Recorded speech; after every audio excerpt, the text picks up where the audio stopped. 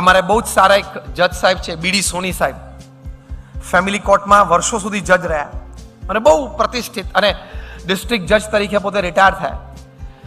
અમે અમારા હરિભક્તોની એક શિબિરમાં એમનો ઇન્ટરવ્યુ લીધેલો, કારણ કે એમના કોર્ટમાં એમણે 30,000 ફેમિલી ડિસ્પ્યુટ્સ સાંભળ્યા છે અને સમાધાન આપ્યા છે. એટલે બહુ જ અનુભવી વ્યક્તિ when it comes to family disputes. અમે એમને અમારી શિબિરમાં પ્રશ્ન પૂછ્યો, એ મંચ ઉપર હતા, કે what according to you is one principal reason of family disputes? બહુધા જે પરિવારોમાં પ્રશ્નો થાય છે એમાં એક મુખ્ય કારણ શું છે? ત્યારે બીડી સોની સાહેબ એમના 30 વર્ષના ફેમિલી કોર્ટના અનુભવે એમ બોલેલા કે ધ લેવલ ઓફ ટોલરન્સ અને level of acceptance has gone down to 0 level. સંપૂર્ણ સ્વીકાર અને સહન કરવાની વૃત્તિ બહુ જ ઘટી ગઈ છે. આપણે કેવા માણસથી ઉછર્યા છીએ આપણી પેઢી, કે જો હું ખોટો હોઉં ને તો દોસ્ત મને જાહેરમાં લાફો મારી દેજે, હું એક શબ્દ નહીં બોલું, પણ જો હું સાચો હોઈશ ને, 2 નખ લગભગ ભેગા કરી દે, તો આટલું સહન નહીં કરું. આ એટીટ્યુડ આપણો હોય છે. યસ ઓર નો? ખોટો હોય દોસ્ત મને જાહેરમાં લાફો મારી દે, આમ સજ્જનની જેમ બોલે પાછો, પણ જો સાચો હો ને તો આટલું સહન નહીં કરું, મોઢે કહી દઈશ. આ એટીટ્યુડ ફેમિલી રિલેશન્સ માટે ખોટો છે, બિઝનેસ રિલેશન્સ માટે પણ ખોટો છે. પરિવારમાં વડીલ હોય, એ કદાચ ખોટા હોય ને તમને ખકડાવે તો એ સમયે સામું ના જ બોલાય, એ આપણી સંસ્કૃતિ છે. એ વખતે જે નાના હોય ઉંમરમાં એને મૌન ન જ રહેવાનું. અને હા, 2 દિવસ પછી વાતાવરણ શાંત હોય ત્યારે પ્રેમથી કહો ને કે પપ્પા તમે આ બોલતા હતા, વાત હતી, પણ એકચ્યુઅલી આ વાત હતી, કે મમ્મી તમે જે પેલી વાત બોલતા હતા પણ વાત આમ હતી. પ્રેમથી બોલો ને તો તમારો વિવેક દેખાય, તમારી મર્યાદા દેખાય. એ વખતે તમે સામે બોલે એટલે your MBA has gone to dustbin, your CA has gone to dustbin. કારણ કે તું CA ને MBA થયો પણ વડીલોની મર્યાદા રાખતા તો આવડતું નથી. પ્રમુખ સ્વામી મહારાજ વલ્લભ વિદ્યાનગરમાં હતા, એક હરિભક્ત પ્રભુદાસભાઈ 2 કંકોત્રી લઈને આવ્યા કે સ્વામી મારી 2 દીકરીઓ, બંનેનું આપના આશીર્વાદથી સરસ ગોઠવાઈ ગયું છે, એક જ માંડવે 2ના લગ્ન છે, એક જ દિવસ 2 જાન આવવાની છે, અને આ બંનેની કંકોત્રી છે, આ ભગવાનને ધરાવીને પ્રસાદીની કરો, આશીર્વાદ આપો કે બંને સુખી થાય. એટલે પ્રમુખ સ્વામી મહારાજ એમના હાથમાંથી કંકોત્રી લીધી, ભગવાનને ધરાવી ચાંદલા કરે, એમને આશીર્વાદ આપ્યા કે બંનેનો ઘર સંસાર સારો ચાલે અને સુખી થાય. પછી પ્રમુખ સ્વામી મહારાજ એમનો હાથ પકડ્યો ને એક બહુ સરસ સલાહ આપી, એ સાંભળજો. જે વ્યક્તિ 3.5 લાખ ઘરોમાં ગઈ છે એમની સલાહ. પ્રમુખ સ્વામી મહારાજે પહેલું કહ્યું કે તમારી બેટીને એવું કહેજો કે બેટા ત્યાં તું ઘરે જાય છે તો નવું ઘર છે, નવા લોકો છે, એ લોકોની વ્યવસ્થા, ઉઠવું બેસવું, બોલવું ચાલવું, એના સમય, એની રીત, ખાવું પીવું, એની આદતો બધી જુદી હોય આપણા ઘર કરતા. તો બેટા 2 વર્ષ શાંતિ રાખીને એ ઘરના સભ્યોને સમજવાનો પ્રયત્ન કરજે. આ પહેલી સલાહ આપજો. બીજી સલાહ કે કદાચ કોઈ વડીલ બોલી જાય ને તો તમારી દીકરીને કહેજો કે મૌન રહે, અને 2 દિવસ પછી શાંતિ હોય ત્યારે સ્પષ્ટતા પણ કરવી, એની ના નથી. આપણે કંઈ બધું કાયમ સાંભળ કરવું એવું જ નથી. આપણે પણ વ્યક્તિ છે, આપણે પણ ઇમોશન્સ છે, પણ એ સમયે તો વડીલની સામે ઊંચા સાથે બોલાય જ નહીં. અને જે બોલ્યા છે બધાના ઘરમાં પ્રશ્નો થયા છે. અને આવા 2 વખત પ્રસંગ બને કે વડીલ તમને ખકડાવે ત્યારે તમે ના બોલો, અને પછી 2 દિવસ પછી શાંતિથી સમજણ કરો, તો વડીલોને પણ એમ થાય કે દીકરી સંસ્કારી છે, સારા ઘરમાંથી આવી છે, એના મા બાપ એને શીખવાડ્યું છે. એટલે તમે સાચા હો ને વડીલ ખોટા ને કદાચ તમને ખકડાવતો હોય તે વખતે ના બોલાય. એ વડીલોની મર્યાદા છે, એ સમાજની સુવ્યવસ્થા છે, તો જ સમાજ અને પરિવાર ચાલશે. Because you are right you can't start speaking. સામે કોણ છે? તમારા ફાધર ઇન લો છે, મધર ઇન લો છે, બોલાય જ નહીં.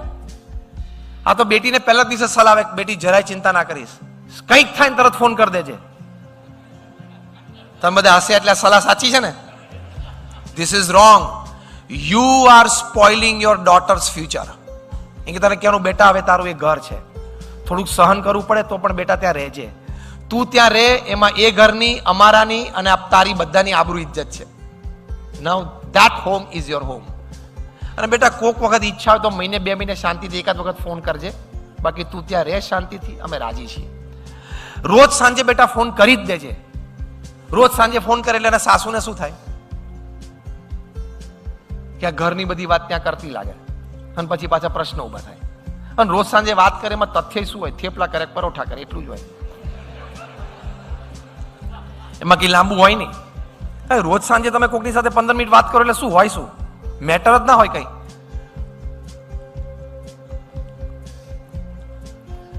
અને એને એટીટ્યુડ્સ પણ શીખવાડવાના. આ તો MBA થયેલા હોય ને પછી સાસરે જાય ને પછી લગ્ન કરી અને ત્યાં પહેલા જ દિવસે ઘરમાં કે mom actually you see the refrigerator should be in this direction. તું ફેરવીશ નહીં, તું ફરી જઈશ.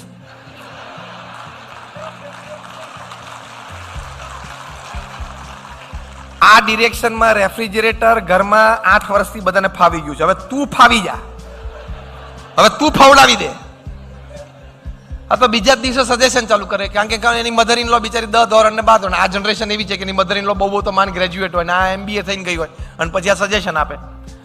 પ્રમુખ સ્વામીએ સ્પષ્ટ કીધું પ્રભુદાસભાઈને કે 2 વર્ષ સુધી કોઈ સજેશન નહીં કરવાના. તમને આશ્ચર્ય થશે, અમને સંતોને પણ એક મંદિરમાંથી બીજા મંદિરમાં સેવામાં મૂકે ને પ્રમુખ સ્વામી મહારાજે લેખિત આપેલું છે કે 2 વર્ષ સુધી કોઈ સજેશન કરવું નહીં. બ્રહ્મોપનિષદ પુસ્તકમાં લખેલું છે કે ત્યાં બધી વ્યવસ્થા માણસો તમારે સમજવા પડે, એની સાથે જેલ થવું પડે, ટ્યુનિંગ શરૂ કરવું પડે. એ વગર તમે સજેશન કરો કેવી રીતે ચાલે? એટલે આ સલાહ એક સર્વે પ્રમાણે હમણાં 300 ડિવોર્સ લોયર્સની મીટિંગ અમેરિકામાં રેગ્યુલર છે, દર વર્ષે થતી હોય, સેમિનાર કે કોન્ફરન્સે થઈ. 3 દિવસ અને 300 લોયર્સ. બધા શેના એક્સપર્ટ હતા? ડિવોર્સ લોયર્સ હતા બધા. કેવી રીતે વેલુન સરખું છૂટું પાડવું, એમાં વચ્ચેથી કેવી રીતે મલાઈ લેવી. 3 દિવસના બ્રેઇન સ્ટોર્મિંગ સેશન પછી એ લોકોનું કન્ક્લુઝન રિપોર્ટ તૈયાર થયો. એમાં લખ્યું હતું કે one of the principal reasons of divorce is mother's unnecessary involvement in her daughter's house.